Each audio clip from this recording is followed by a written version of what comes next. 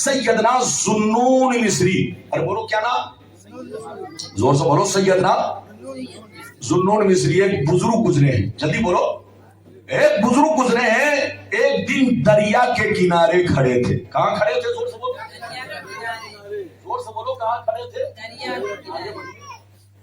یہ جناب شاعر کو کہہ رہے تھے اور پڑھی اور پڑھی. اب مولانا جب بول رہے ہیں تو اتنا پیچھے بیٹھے ہیں جیسے لگ رہا بھاگنے والے. آگے بیٹھیے آپ لوگ, ادھر دیکھیے. سیدنا ذوالنون مصری کہاں کھڑے تھے؟ جلدی بولو. دریا کے کنارے. غور سے سنیے. آپ نے اچانک دیکھا کہ ایک زہریلا خطرناک بچھو آ رہا. کیا آ رہا؟ ایک خطرناک زہریلا بچھو آ رہا ہے. جیسے آپ کی بچھو پر نظر پڑی, غور سے سنیے, آپ بچھو کو غور سے دیکھنے لگے کہ بچھو کہاں جا رہا. آپ نے دیکھا بچھو دریا کے کنارے گیا. اچانک چھوٹا سا میڈک اوپر آیا. بچھو اس کی پیٹھ پر بیٹھا. بچھو زور سے بولو.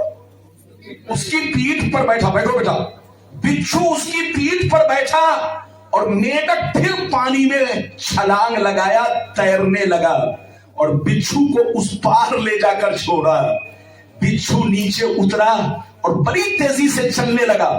سیدنا ذوالنون مصری جب یہ منظر دیکھتے ہیں تو آنکھوں میں آنسو آتے ہیں. اللہ سے عرض کرتے ہیں, یا اللہ, یہ بچھو میں اور میڈک میں دوستی کب سے ہو گئی؟ یا اللہ, بچھو اس پار تھا لیکن میڈک نے اپنی پیٹھ پر بیٹھا کر دریا اس پار چھوڑا. آخر یہ بچھو کہاں جا رہا؟ آپ بچھو کے پیچھے چلے. آپ جب بچھو کے پیچھے چلے تو آپ نے کیا دیکھا؟ بچھو ایک پیڑ کی طرف جا رہا ہے, ایک درخت کی طرف جا رہا ہے. جیسے آپ کی نظر اس درخت کی طرف پڑی تو آپ نے دیکھا ایک نوجوان لڑکا بے ہوش پڑا ہے اور اس کے سینے پر سانپ بیٹھا ہے. سانپ اسے ڈسنے والا تھا. یہ بچھو پیچھے سے گیا, ایسا ڈنک مارا کہ 1 منٹ میں سانپ مر گیا. ایسا ڈنک مارا کہ 1 منٹ میں سانپ مر گیا. اب بچھو وہاں سے لوٹا, دریا کے کنارے آیا, پھر میڈک کی پیٹھ پر بیٹھا اور میڈک نے اسے اس پار لا کر چھوڑ دیا. سیدنا ذوالنون مصری جب یہ منظر دیکھتے ہیں تو سجدے میں چلے جاتے ہیں. کہا, یا اللہ, لگتا ہے یہ تیرا ولی ہے, لگتا ہے یہ تیرا دوست ہے.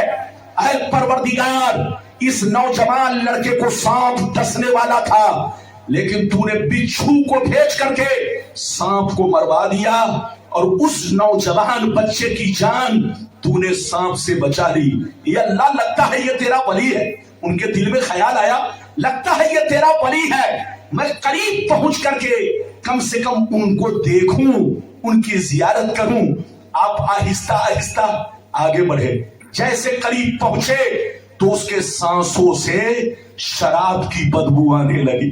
اس کے منہ سے سانسوں سے شراب کی بدبو آنے لگی. سیدنا ذوالنون مصری چیخ کر کہنے لگے, پروردگار, یہ تو شرابی ہے, شرابی. یا اللہ, اسے تو مر جانا چاہیے, اسے زندہ رہنے کا کوئی حق نہیں ہے. یہ تو نافرمان ہے, نافرمان, یہ تیرا نافرمان بندہ ہے. لیکن یہ اللہ, سانپ اسے ڈسنے والا تھا لیکن تو نے بچھو کو بھیج کر کے سانپ کو مروا دیا اور تو نے اس کی جان بچا لی. یہ اللہ, اس سے تو مر جانا چاہیے. اتنا کہنا تھا, آواز آئی, ندائی ذوالنون مصری, تمہارا رب بڑا مہربان ہے, تمہارا رب بڑا رحیم و کریم ہے. اپنے کسی بھی بندے کو فوراً سزا نہیں دیتا, اپنے کسی بھی بندے کو فوراً سزا نہیں دیتا, اپنے بندوں کو سدھرنے کا موقع دیتا ہے, اپنے بندوں کو توبہ کرنے کا موقع دیتا ہے, اپنے بندوں کو ہوش میں آنے کا موقع دیتا ہے. اگر وہ توبہ کر لیتا ہے تو وہ مہربان اسے معاف کر دیتا ہے, اور اگر توبہ نہیں کرتا تو پھر اسے گرفتار کرتا ہے اور اسے سزا دلواتا ہے. یاد رکھیے, ذوالنون مصری کو آواز آئی, ندا آئی, اے ذوالنون مصری, دیکھنا جب اسے ہوش آئے گا تو ضرور توبہ کرے گا. جیسے ہوش آیا, آنکھ کھلی, ذوالنون مصری کے چہرے پر نظر پڑی, شرمندہ ہوا, کہا, حضور آپ یہاں کیسے آ گئے؟ کہا بیٹا دیکھ، جب تو شراب پی کر بے ہوش پڑا تھا، تیرے سینے پر سانپ بیٹھا تھا، اللہ نے کرم فرمایا، ادھر دیکھو، اللہ نے کرم فرمایا کہ بچھو کو بھیج کر کے سانپ کو مروا دیا اور تیری جان بچا لی۔ کیا ابھی بھی وقت نہیں ہے کہ توبہ کرو؟ کیا ابھی بھی وقت نہیں ہے کہ توبہ کرو؟ اتنا سننا تھا، وہ چیخ مار کر کے رونے لگا، کہا اے میرے پروردگار، تو کتنا بڑا مہربان ہے، مجھ جیسے شرابی کو تو نے بچھو بھیج کر بچا لیا، میری جان کو بچا لیا۔ یا اللہ، میں شرابی ہوں، جب تو نے مجھ پر اتنا کرم کیا ہے بادشاہ کہ جان تو نے میری بچا لی، تو آج سے میں توبہ کرتا ہوں کہ جب میں شرابی ہوں اور شرابی کو مر جانا چاہیے، زندہ رہنے کا حق نہیں، لیکن تو نے مجھ پر کرم فرمایا، آج سے میں توبہ کرتا ہوں کہ اب میں شراب نہیں پیوں گا۔ اے بادشاہ، جب ایک شرابی پر تو کرم کر سکتا ہے تو ایک نمازی پر کتنا بڑا کرم ہوگا، ایک قرآن کے پڑھنے والے پر کتنا بڑا کرم ہوگا، ایک اچھے کام کے کرنے والے پر کتنا بڑا کرم ہوگا۔ میں توبہ کرتا ہوں، مجھے معاف کر دے۔ ندائی ذوالنون مصری اس کو کہہ دے کہ اللہ نے تمہاری غلطی کو معاف کر دیا ہے، توبہ قبول کر لیا ہے، اور آج کے بعد سے اللہ نے تم کو اپنا دوست بنا لیا ہے، ولی بنا لیا ہے۔ مٹا دو اپنی ہستی کو۔ اگر کچھ مرتبہ چاہو کہ دانا خاک میں مل کر گلے گلزار ہوتا ہے، غلطی کس سے نہیں ہوتی؟ زور سے بولو، غلطی کس سے نہیں ہوتی؟ مولانا ربانی سے بھی غلطی ہوتی ہے، آپ سے بھی غلطی ہوتی ہے، لیکن اچھا انسان وہ ہے کہ جب غلطی ہو جائے تو توبہ کر لے اور سدھر جائے۔ یہ نہیں کہ میرا قوم کیا بگاڑے گا، ابے پگلا تمہارا جائز والا نہیں بگاڑے گا، لیکن وہ ساری دنیا کا بادشاہ دیکھ رہا ہے، جب وہ گرفتار فرمائے گا تو تمہیں پھر سنبھلنے کا موقع نہیں ملے گا۔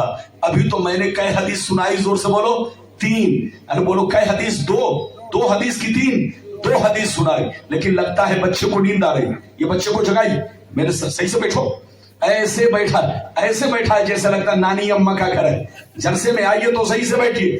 آج کل شاعر لوگ جب پڑھے گا تو مت پوچھئے، آج کل ہمارا ماحول ایسا ہو گیا ہے، شاعر پڑھے گا تو ماں انعام پہ انعام اور اتنا اچھلے گا، لگتا ہے کہ یہ سب سے زیادہ سمجھ رہا ہے۔ ارے بولو ایسا نہیں ہے، بنا سمجھے لوگ اچھل رہے۔ یاد رکھیے، آپ شاعر کو بھی سنیے لیکن اپنے عالم مولانا کو بھی سنیے۔ شاعر کا شعر سننے سے زندگی نہیں بدلے گی، لیکن علماء کی تقریر سننے سے زندگی بدلے گی۔ ابھی میں نے آپ کو کئی حدیث سنائی، 2، اب ایسی حدیث سنانے والا ہوں کہ کلیجہ دہل جائے گا، کلیجہ، اور اپنی بربادی کی وجہ معلوم ہوگی کہ آج پوری دنیا میں مسلمان ذلیل کیوں، رسوا کیوں، آج مسلمانوں کو لوگ تیرچھی نظر سے کیوں دیکھ رہے، کیا وجہ ہے؟ اگر آپ اس وجہ کو سمجھنا چاہتے ہیں تو آپ اس حدیث کو سنیے جو میرے پیغمبر نے 1400 برس پہلے یہ حدیث بیان کی ہے۔ میں 2 حدیث لائن سے سناؤں گا۔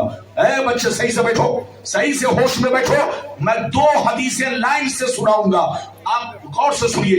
اجازت ہے تو سارا مجمع ہاتھ اٹھا کر بولو سبحان اللہ، اور زور سے بول دو سبحان اللہ۔